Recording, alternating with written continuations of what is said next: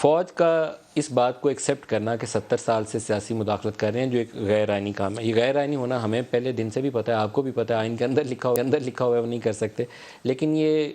جب بھی مشکلات کے بعد اس بیان کو دیا جاتا ہے تو دل یہ کرتا ہے کہ پہلے مان لیں کہ شاید ایسا ہی ہوگا کہ آئندہ مداخلت نہیں کریں گے، لیکن اس کے بعد وہ پھر مداخلت شروع ہو جاتی ہے۔ جنرل اشفاق پرویز کیانی کی زبانی میں آپ نے سنا ہوگا، پیچھے چلے جائیں گے 71 کے بعد بھی آپ نے 75 ایسے بیانات دیکھے ہوں گے، ہوتا ہے پھر وہی ہے، کیوں؟ دیکھیے، یہ صرف فوج کے لیے نہیں، باقی ہمارے سیاستدانوں کے لیے بھی سوچنے کا مقام ہے۔ یہ فوج نے اگر ایک فیصلہ کیا ہے اور پبلکلی اس کو کنسیڈ بھی کیا کہ کرتے رہے ہیں، اور حقیقت بھی ہے، یہ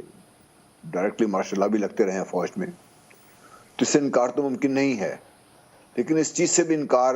کرنا زیادتی ہوگی کہ ہماری جو پولیٹیکل ایلیٹ رہی ہے، پولیٹیکل لیڈرشپ رہی ہے، وہ بھی ہمیشہ بیساکھیوں کی تلاش میں رہی ہے۔ انہوں نے بھی مجاز کے جو اپنے فرائض تھے عوام کو ڈیلیور کرنے کی، پاکستان کے حالات بہتر کرنے کی،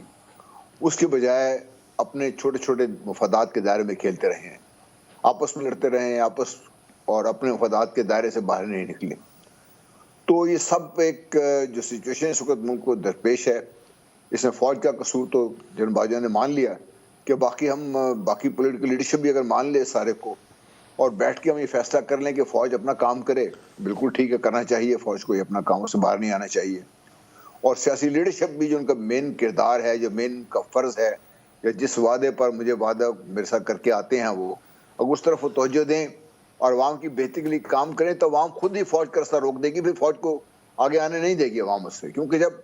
عوام کو ان کی حکومت ڈیلیور کر رہی ہے تو فوج کیوں آئے گی بیچ میں؟ ہاں یس، یہ ضرور ہے کہ فوج ایک پاکستان کا ادارہ ہے، فوج حکومت کو جب بھی ضرورت پڑی، جہاں بھی ضرورت پڑی، چاہے وہ زلزلہ ہو، چاہے وہ سیلاب ہو، چاہے وہ کووڈ ہو، جہاں بھی ہو، فوج نے ہمیشہ عوام کے لیے حکومت کے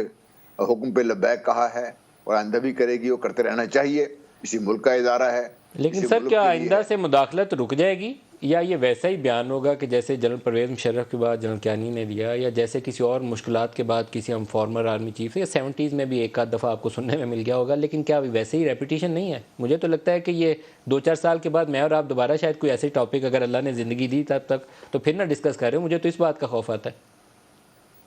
دیکھیے، خوف ہمیں بھی آتا ہے، یہ صرف آپ واحد نہیں ہے، کیونکہ اس کا نقصان سب سے زیادہ فوج کو ہو رہا ہے۔ دیکھیے، جس طریقے سے فوج آج تنقید کا نشانہ بنی ہوئی ہے، اور جس طریقے سے فوج پر جملہ بازی ہو رہی ہے یا حملے ہو رہے ہیں، وہ میرا خیال ہے کہ ہم جیسے لوگ بھی، اور جو اس وقت فوج میں رینک اینڈ فائل ہے، جو بھی ہو، وہ اس چیز کی ناپسند کرتے ہیں اس کو، اور وہ اس سے انتہائی پریشان ہے اس بات پہ کہ بھئی کیوں ہم پہ اتنا کچھ ہو رہا ہے۔ تو ان کے لیے بھی اور ان کی بہتری کے لیے بھی اور ملک کی بہتری کے لیے بھی میں سمجھتا ہوں کہ فیصلہ اس پہ قائم رہنا چاہیے